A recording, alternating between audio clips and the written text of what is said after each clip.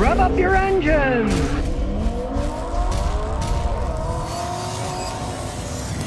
Wolf Gaming says, why do people buy Mercedes-Benz? You said they're endless money pits. Well, everybody doesn't believe me.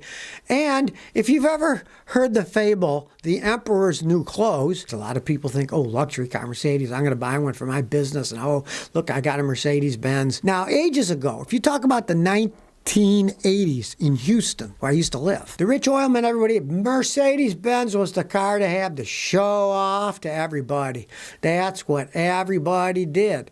But soon after, Lexus started getting big, selling Lexus luxury cars. And a lot of my customers that had that Mercedes, they said, Scotty, thanks for telling us to buy the Lexus.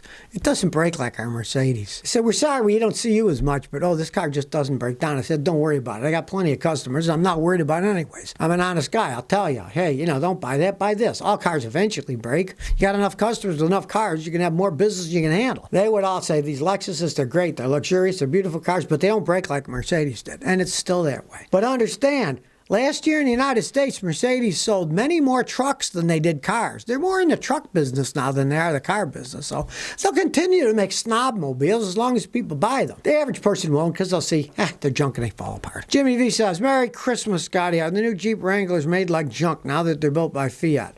Well, you kind of answered your own question there. Yes, they were okay for a while, but they've been going down and down and down. Kind of a history of down. Originally, the Jeeps were made by the Willys Overlander Company, World War II. And then American Motors bought them, and they made them, and they were still okay. But then Chrysler bought American Motors, and they got rid of all of their vehicles except for the Jeeps. And the quality went down even further. And then when Fiat bought them, the quality's gone down even further. And if you want the absolute worst pile of junk Jeep, get a Jeep Renegade. That's just a four-wheel drive Fiat 500, and they're absolute piles of junk.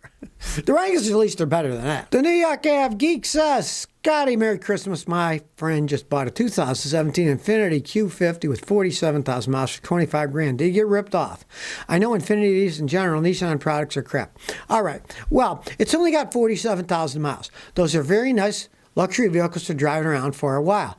Generally, they don't fall apart till they get 100, 120,000 miles or more. If he's happy with getting that, now I would have never paid that kind of money myself. I'm too cheap. But you call yourself the New York Avenue Geek. If you're in New York City, that's the price that cars go for. They just go for money, and a luxury car goes for more. He would have been much better off buying a Lexus or an Acura, but he's bought it, he's got it, might as well take care of it. Because a brand new one costs a lot more than that too. Imagine how much money the original owner lost in 2 years, 3 years. Sanyo says, Scotty, what counts as a good pre-purchase inspection? Well, if you want a good one done, you want to pay a mechanic, and they should do a whole bunch of stuff. I charge about $100. I do all kinds of stuff. I road test them. I jack them up. I hook my computer and analyze a lot of data. If it's a suspect car like a Subaru, I'll do a head gasket blow-in test with my little chemicals. There's a lot of stuff that can be done. Ask what somebody is going to do and see if it's worth what they're charging you. If some guy says, oh, don't worry, I check it out for free, and he spends 10 minutes, it's not worth, you're getting what you're paying for it. Nothing. You want somebody to spend at least an hour doing a bunch of tests and stuff. And with modern computers, I can test out a car really quite well in a relatively short period of time. But I spend an hour generally because I want to look at everything, make sure it wasn't wrecked, flooded, smell it, look around, take it for a good road test, see how it shifts when it's hot, when it's cold, when it's fast, when it's slow. So at least an hour. If they do less than that, it's not really a good pre-purchase. Wolf Gaming says, Scotty, what's the best vehicle for the snow, Acura or Lexus? Well, they're both excellent in the snow, just front-wheel drive ones as they stand. And if you get either in four-wheel drive, they are both excellent cars for the snow. You want a big luxury car. Now, if you want to go a little bit cheaper, the Subaru, they are excellent in the snow. They always have been. They're not race cars. But if you get a four-cylinder one, they can often last quite some time. You'd pay a lot less. But if you want a luxury one, if you got either Acura or a Lexus that was four-wheel drive, they are both excellent with the all-wheel drive systems that they have. And they both, if you were going to do that, though, I would get a Lexus all-wheel drive.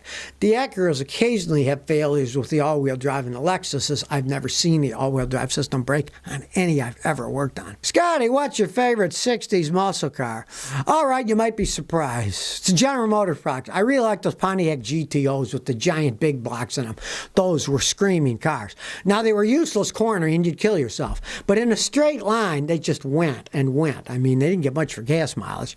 You really drove them high, you get about 4 miles a gallon and things. But I like those GTOs. They called them the Judge. Here comes the Judge. And they're worth a lot of money if you got an original big block of V8 in one these days. They go for a ton if they're all original equipment. AF says, Scotty, looking at an '05 Honda Element with 205,000 miles and standard tranny. Needs new bushing and maybe shocks. Seller wants $5K. Would it be worth the purchase and maybe swap an engine? He's asking too much for that thing. People always think, too, their vehicles are worth too much money. I'd pay a lot less than that. They can last a really long time, but it's got a reasonable amount of mileage on it. I think he's asking way too much money. People live in fantasy worlds where they look up these stupid book values and say, my car is worth this. Well, those are made-up book values by the people who give values of cars. They're companies that write the books and are not owned by the companies that sell the most used cars in the United States. So it's a totally rigged system. You say to the person, oh, you want that? Oh, that's what the dealer's asking? Say, well, the dealer will sell me one for $159 a month. Will you finance it for $150? Oh, no, we want all the money. So you want all the money, I'm going to pay an awful lot less. And that's how the world works. So try to get it lower. Ethan Gretzky says, my Lexus GX 470 vehicle speed control track lights are on and don't go off, especially in extreme weather. Thoughts? All right. The traction control is to keep you from wrecking yourself. They are very complex. As they age, they break. Sometimes it's as simple as a speed sensor went bad on one of the wheels. They just bolt off and bolt on. You're just going to be guessing at your stage. Find a mechanic like me that's got a high-level scan tool and at least let him scan it and tell you what's wrong. And he might say, okay, your left front speed sensor's gone. And you can decide, do you want to pay what he's asking, or you want to jack up the car and just bolt it off and bolt on a new sensor. It's your choice, but you need the information. Now, you can also buy a higher level scan tool. There are scan tools out there that cost as little as $180 that can do all the ABS sensor checking. So you get one of those, you could do it yourself and not have to pay a mechanic, because most mechanics charge about $100 to $150 an hour labor these days. So why not buy some equipment if you're going to try to fix it yourself? Jacob Singh said, Scotty, I know how crap the new Durangos are, but what are your thoughts on a first generation Durango? Are they any good? Well, they were still Chrysler products. They were better than the new ones because they didn't have Fiat running the company, which is the Italian company that owns Chrysler. And soon it's going to be called Stellantis, something, where it's Fiat, Chrysler, and Peugeot all stuck together, like the Three Stooges of car manufacturing. But the older ones, if you can find one in good shape, it could still be a decent vehicle. Jackson Kirby says, who makes the best CVT? As far as I'm concerned, it's a toss-up between Honda and Toyota. They both make excellent CVTs now. They both design and build their own, and they both have what are called launch gears. So they take off on an actual gear, and then they switch to the CVT transmission once they get out of first gear. It gives them quick speed, better gas mileage. Those things are fantastic. My son's got a Corolla with the launch gear on it. He loves it. And he drives like a maniac. And he says that not only is it fast, but he actually gets better gas mileage than the rating was for it. So that really says something. Roger Melanson says, is it hard to replace oxygen sensors on a 2010 Honda Cross Tour? Sometimes they stick on pretty hard. But if you get the socket removal tool and you have a long extension bar that it snaps into, you can just about get any oxygen sensor off. As I believe it was Archimedes said, give me a lever long enough, I can move the earth.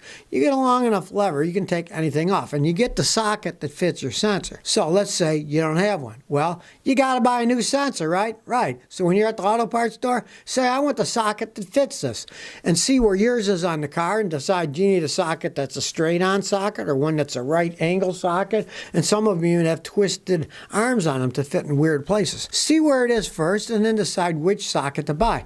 Other than that, it's just unplugging and screwing it out, and then it's not rocket science. It's just you need enough power, so you need a long extension bar. Find a 3-4 foot one always works. Wes McC says, I got an '06 Solara, 256,000 miles with steering pump intermittent. Can I get away with a non-OEM pump and sensor? All right, I don't advise rebuilt ones because they often stink, but I have installed brand new pumps. Now, they were made in China, but they were sold by AutoZone. AutoZone backs their stuff, and AutoZone, of course, getting a lot of stuff from China and being such a large corporation, they actually study what happens. And if they buy from a company in China and they get a lot of returns, they stop buying from that company and buy from another company. I got a friend who works at AutoZone. He told me, he says, yeah, our computers take track of that. If we find out we get 20% returns on these pumps, we go to another company.